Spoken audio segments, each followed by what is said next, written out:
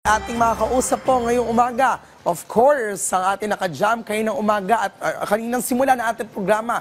At mas kilalanin pa natin sila, ladies and gentlemen. Let's all welcome, walang iba, kundi ang The Overload Band. Welcome sa Rise and Shine Pilipinas. Welcome. Good morning. Morning O, pakilala muna ang bawat isa. Yeah, so my name is David.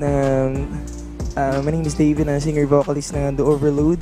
Okay, kasama mo sina? Kasama ko si Aldrin on the keys, Jerome on the drums, and Sed on guitar. Okay, so The Overload, ano ba ang kwento sa likod ng pangalan ng iyong banda? Actually, nung May to, no? Nung May din kasigatan ng Overload Pares. Ayun. Doon namin nakuha yung Overload. Kasi Ganon. after ng gig namin lagi, food trip kami on Pares. Alam mo, may resemblance ka sa vocalist ng Hale. Si Chunk. Oo. May kamag-anak mo ba siya? Hindi naman. Hindi naman. Well, in fairness, no? Pero why not, di ba? Kasi hawig talaga. Baka the next Hale ang peg ninyo. Oo. Anong klase ba ng music ang ginagawa ninyo? The song kanina was original, right? Yes. Okay, so tell us more. More on alternative. Okay. Alternative. And the song kanina, the song is all about? Actually, nasulat ko siya noong 2022. Okay. Then, nasulat ko siya kasi parang kung may taong alam mo yun, yung sirang-sira na. So, meron pa rin darating at darating sa'yo na bubuo na tao. Ayun. Story nung nasulat. Ano ba to? Based on real life? Itong kwentong to? Parang gano'n, real life experience. Ganon. Yeah. Ngayon nakita mo ako, ano bang kanta ang pwede mong gawin for me? Siguro lahat ng kagandahan na nakikita ko sa'yo ngayon. Sasampakin kitang aga-aga, ha? Ba't ganyan yung mga natin? Kasi minsan kasi, depende sa mood pag gumagawa ko ng song. Gabi ka nagsusulat pag ganyan. Ayun. Talagang gabi. Tsaka halimbawa pag mag-isa lang ako, doon ako mas nakakapagsulat ng song. Ano yan? Parang iba-iba kayong table, nakita mo sila, kinuha mo sila doon sa Overload Paris na yon. Hindi naman. Magkakaibigan na kayo matagal na. Magkakalala naman kami. Ayun. May mga upcoming projects ba kayo? And of course, promote your social media accounts. May mga gigs kami, mga paparating na gigs. More on Cavite, sa South. So, every Monday, nasa Casa de Celo kami, nasa Imus. So, para sa mga location, we can see that on your social media accounts. Where your social media accounts? Sa aming Facebook, The Overload. So, like yan lang po yung page namin para updated kayo sa mga parating namin mga events, mga gigs. Ayan. Ang galing-galing naman. At least, sana sumabay tayo sa maraming mga alternative bands and singers, no? At masuporta na marami natin mga ka-RSP. Well, on that note, thank you so much sa pagiging game na may pagkwentuhan sa amin. Wag tagalin pa, narito na isa pang performance mula sa The Overload.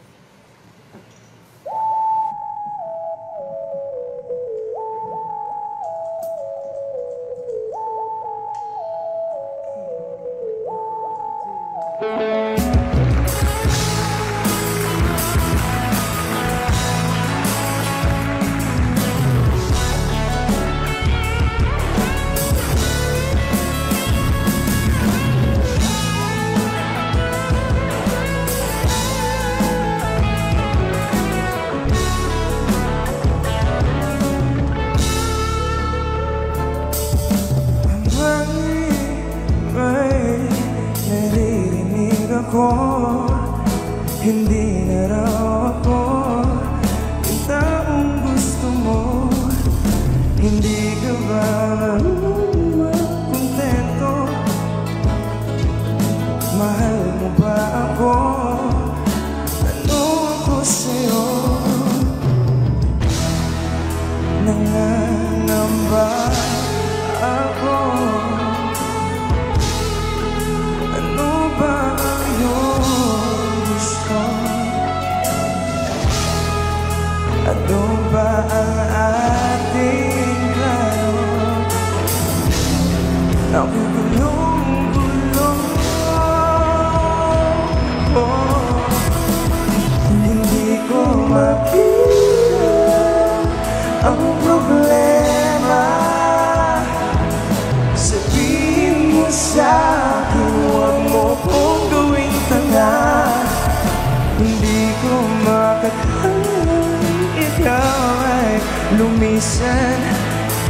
Please wag umalis. Alam kong malabo na.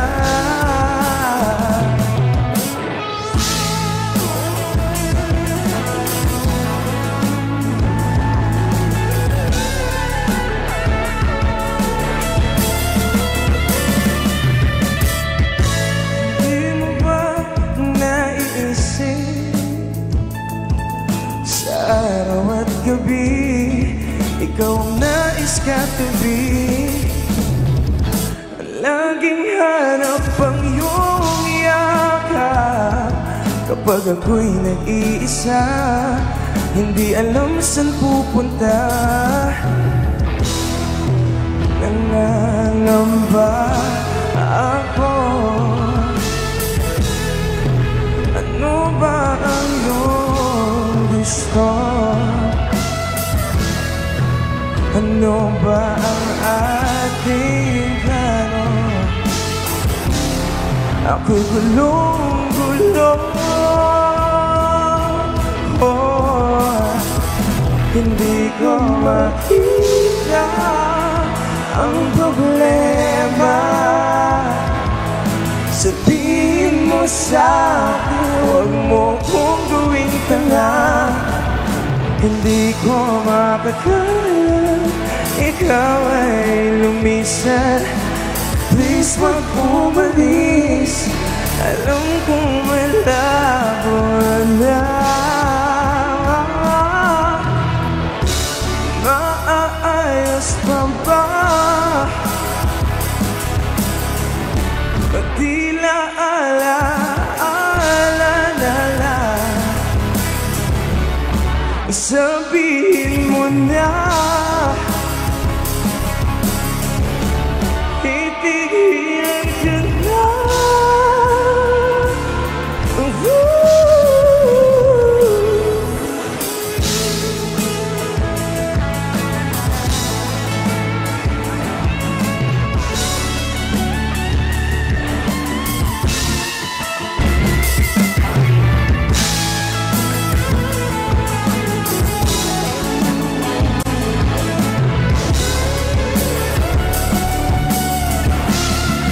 Hindi ko makita ang problema.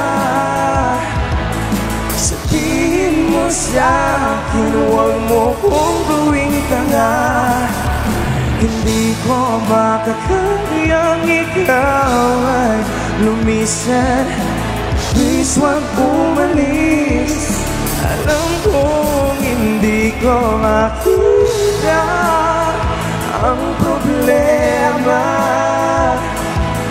Sabihin mo sa'kin, huwag mo kong gawing tanga.